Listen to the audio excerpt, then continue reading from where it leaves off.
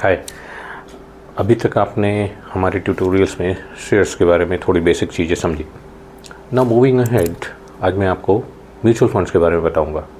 Although there are lot many things जो shares में और फर्दर कॉम्प्लिकेशंस के बेसिस पे डिफाइन होते हैं।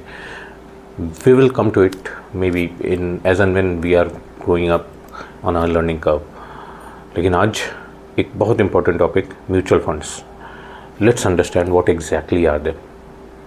But before I elaborate कि म्यूचुअल फंड होता क्या है, थोड़ा इस एग्जाम्पल को समझिएगा। मैंने आपको बताया कि शेयर्स क्या होते हैं, शेयर्स पे ट्रेडिंग कैसे होती है, शेयर्स को ट्रेडिंग हम करते क्यों हैं, क्योंकि हमें प्रॉफिट चाहिए। शेयर पे ट्रेडिंग कैसे करते हैं, उसके लिए स्टॉक एक्सचेंजेस है।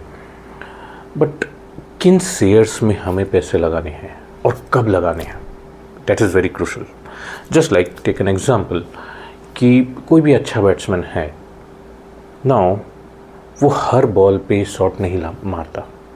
उसको एक पर्टिकुलर बॉल मिलनी चाहिए जो अच्छी लगे, जिस पे शॉट मार सकता है। रिस्की बॉल, गूगली होने वाली, इसमें शायद वो नहीं अटेम्प्ट करेगा। तो first of all we should know कि हमें किस बॉल पे शॉट मारनी है, एक अगर अच्छा बैट्समैन है तो। दूसरा, बॉल भी अच्छी होती है जिस पे शॉट मारा जा सकता है, बट अगर बैट्स की टाइमिंग गलत है, बैट्समैन बैट को सही टाइम पे बॉल को हिट नहीं करता, तो भी वी कैन सी दैट वो बॉल आती है और बोल्ड भी कर जाएगी, या maybe the batsman will get out in some other way. So हमारे को अगर शेयर्स में इन्वेस्ट करने हैं तो वी शुड नो कि which all shares we should invest, कौन सी बॉल पे हमें मारना है एंड कब लगाना है पैसे। When there is a time to invest, just like when is the time to play the shot. So इन दोनों चीज़ों के लिए think of our own life. We are distracted with so many things. हमें कभी ना कभी कोई चीज़ खींचती रहती है। अभी भी आप हमारा वीडियो देख रहे होंगे, हो सकता है पीछे से घर में से किसी ने आपको आवाज़ दी, आप वीडियो को पॉज करेंगे चले जाएंगे, या दिमाग में और कई चीज़ें चल रही हैं। तो वी कांट एग्जैक्टली डिफाइन कि व्हाट वेयर टू इन्वेस्ट, किस शेयरों में, क्योंकि उसके लिए एनालिसिस करनी पड़ती है कि कौन सी कंपनीज प्रॉफिट में जा रहा है, कौन सी नहीं जा रही है, किस में कोई अच्छा ऑर्डर मिला है, किसकी लॉस की टेंडेंसी स्टार्ट हो गई है, किस में प्रोमोटर्स इंटरेस्ट ज़्यादा ले रहे हैं, किस में नहीं ले रहे हैं। तो लॉट मैनी थिंग्स जो शायद हमारे लिए पॉसिबल नहीं होता है कई बार। दूसरी चीज़, आज आप मान लेते हैं कि 10 दिनों से शेयर मार्केट में देखने का टाइम नहीं है, आपको स्टॉक में इन्वेस्ट करने का टाइम नहीं है। साइमल्टेनियसली आपने बाद में पता किया कि एक अच्छी कंपनी में किसी के पास बहुत अच्छा ऑर्डर आया और उसके शेयर प्राइस बढ़े, लेकिन आप उस टाइम पे इन्वेस्ट नहीं कर सके क्योंकि आपके पास टाइम नहीं था उस टाइम पे मार्केट में जाने का। तो ये सब जो खामियां हैं, the lacunas which comes in our way of life, क्योंकि हम सो मैनी डिस्ट्रैक्टेड है, हमें उतनी नॉलेज नहीं है, इन सब के लिए म्यूचुअल फंड्स हैं। सो एग्जाम्पल्स को अब हम डेफिनेशन की तरफ ले जा रहे हैं। What exactly is mutual fund?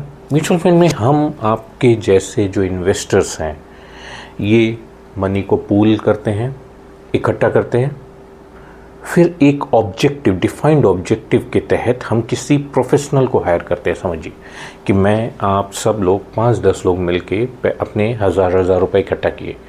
Now that become 10,000. Say 10 people came together और हज़ार रुपये हमने इकट्ठा किए। That become 10,000.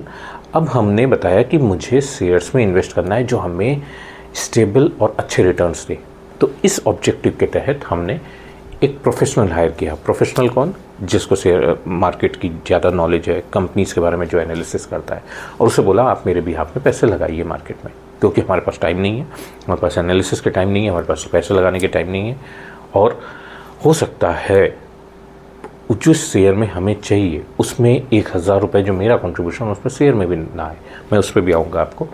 सो हम जैसे लोग जब इन्वेस्टर्स अपना मनी पूल करते हैं एंड देन किसी प्रोफेशनल को, किसी एक्सपर्ट पर्सन को हायर करके उसके बिहाफ में जब हम मार्केट में पैसे लगवाते हैं, that is actually the terminology of mutual fund.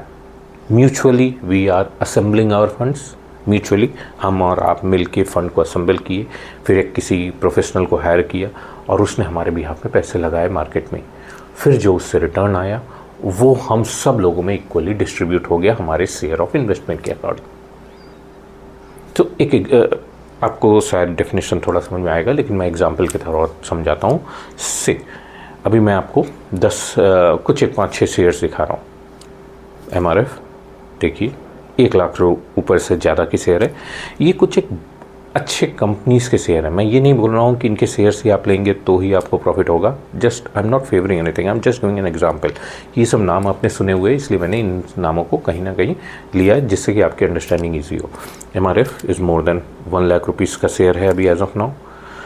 Bajaj auto आप देख सकते हैं 8,000 रुपये का share. Maruti Suzuki is going around 13,000। इस तरह से मैंने 5-6 शेयर्स का नाम लिखे हैं। Tata consultancy which is a very renowned company, India की सबसे बड़ी एक्सपोर्ट सॉफ्टवेयर एक्सपोर्ट कंपनी है, वो अराउंड 3,500 है। अब मेरी सैलरी महीने के 20,000 रुपये है। अगर कोई कहे मुझे MRF का शेयर बहुत अच्छा है, या मुझे लग रहा है बहुत अच्छा है, या बजाज फाइनेंस का लग रहा है, तो क्या मैं अपनी आधी सैलरी या अपनी सैलरी से 5 गुना महंगा शेयर खरीद पाऊँगा? शायद नहीं। तो इस पर्पस में क्या होता है, हम जैसे कई इन्वेस्टर्स इकट्ठा होते हैं, पैसे को पूल करते हैं और हमारे बिहाफ में अच्छे शेयरों में लगाने के लिए एक्सपर्टीज, जब इस छोटे छोटे फंड मान लेते हैं, जैसे मैंने 1,000 रुपये ही कंट्रीब्यूट किया, मेरे जैसे और कई लोग 2,000 रुपये कंट्रीब्यूट करके 5 लाख रुपये इकट्ठा हो गया।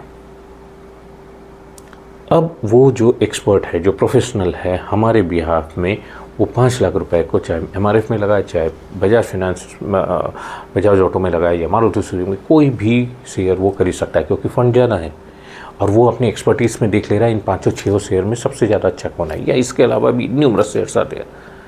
एंड देन आज उसने इन्वेस्ट किया, 2 महीने बाद उसने सेल किया, जो प्रॉफिट आया हमको हमारे इन्वेस्टमेंट के रेशियो में डिवाइड कर दिया।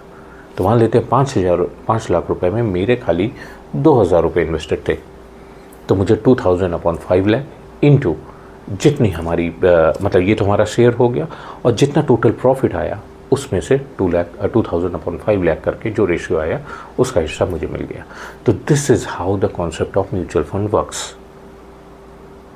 सो इसमें 2-3 चीज़ें ध्यान रखनी है। म्यूचुअल फंड में हम जैसे इन्वेस्टर्स अपना पैसा पूल करते हैं, पूलिंग ऑफ मनी ये happens, then we define some objective, हम उसका ऑब्जेक्टिव डिफाइन करते हैं। जैसे कोई ऐसा भी ऑब्जेक्टिव हो सकता है कि मुझे लॉन्ग टर्म के लिए पैसे ब्लॉक करने हैं, मतलब 10 साल के लिए मुझे पैसे नहीं चाहिए, मैं 10 साल के लिए चाहिए, तो that can be an objective.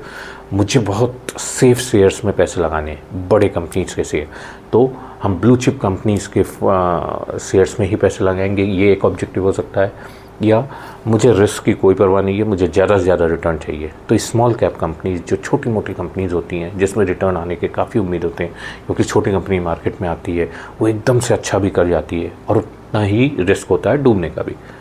हमने ये भी बता दिया कि मेरा ऑब्जेक्टिव ऐसा है कि स्मॉल कैप कंपनीज में आप लगाइए। इस तहत तो पहली चीज़ पूलिंग ऑफ मनी, दूसरी ऑब्जेक्टिव डिफाइन होना चाहिए, तीसरी हमारा एक प्रोफेशनल हायर होना चाहिए जो कि हमारे भी यहाँ पे पैसे लगाए। 3 चीज़ें। चौथा, जो शायद मैं अगर अकेले इन्वेस्ट करता तो मैं एक शेयर किसी एक कंपनी में लेता या 2 में लेता। म्यूचुअल फंड में डाइवर्सिफिकेशन होता है, मतलब फैलाव होता है। दैट एक्सपर्ट हमारे रिस्क को कम से कम करने के लिए, रिस्क है शेयर में इन्वेस्ट करने में क्योंकि कभी भी बैठ डूब सकता है, कभी भी अच्छा कर सकता है, तो उसने 10 शेयरों में लगाए जो शायद मेरे अकेले की एपिटाइट नहीं होती क्योंकि मेरे पास लिमिटेड फंड है, तो उसने 10 शेयरों में लगाए और इस डाइवर्सिफिकेशन से जो रिस्क है that gone down, that doesn't become zero, लेकिन वो ज़ीरो के मतलब कम होता जाता है क्योंकि 10 कंपनी में 9-8 अच्छा कर सकते हैं, 1-2 नहीं कर सकते। या मान लेते हैं 10 कंपनी में हमारे एक्सपर्ट ने पैसे लगाए तो 4 उसमें से बंद हो गए या लॉस दे रहे हैं, लेकिन 6 तो प्रॉफिट दे रहे हैं, तो रिस्क कम हो गया। मैंने लगाया, मान लेते वह कंपनी अच्छी चल गई, मुझे अच्छा रिटर्न मिला, मान लेते वही कंपनी पूरी बैठ गई, तो मेरा पूरा का पूरा पैसा डूब गया। इसलिए ऑलवेज़ रिमेंबर, इन्वेस्टमेंट का एक बहुत अच्छा कॉन्सेप्ट भी है, मैं उस पर नेक्स्ट सेशन आपको लूँगा कि हमारा पैसा उस म्यूचुअल फंड के थ्रू डाइवर्सिफाई भी हो रहा है। तो म्यूचुअल फंड खाली शेयर्स में ही पैसे नहीं लगाता, मैं आगे आपको समझाऊंगा, बॉन्ड्स में भी लगाता है, जिसको आप मोटा मोटा समझ सकते हैं एफडीज़ की तरह की जो इंस्ट्रूमेंट है, fixed return instrument. Money market में, गोल्ड में, जो भी इंस्ट्रूमेंट आपको फिनेंशियल मार्केट में लगा सोच सकते हैं, म्यूचुअल फंड जनरली उसमें अवेलेबल है, बिटकॉइन को अभी छोड़ के। सो हम जिसको बहुत ज़्यादा प्रोफेशनल मतलब एक्सपर्टीज़ नहीं है मार्केट की, जिसके पास बहुत ज़्यादा टाइम नहीं है because we are too busy in our daily life, हम ऐसे म्यूचुअल फंड को हायर करते हैं, उनके थ्रू हम इन्वेस्ट करते हैं।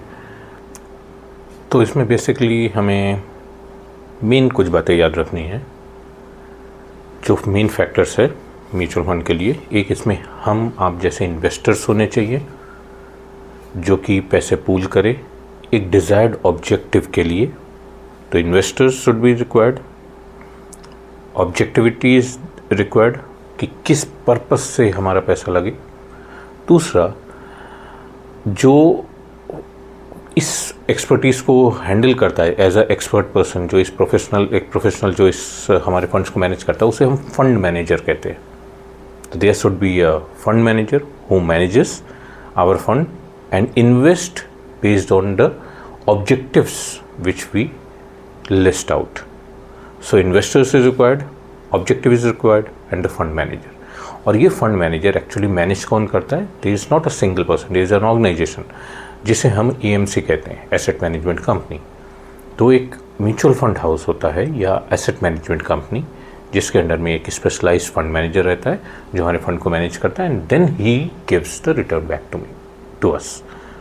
सो these are the few things. Now ये जो फंड मैनेजर है वो हम जो ये सर्विसेज प्रोवाइड कर रहा है, या जो म्यूचुअल फंड है जो ये सर्विसेज प्रोवाइड कर रहा है हमें through that very specialized fund manager, वो हमसे एक फ़ीस चार्ज करता है।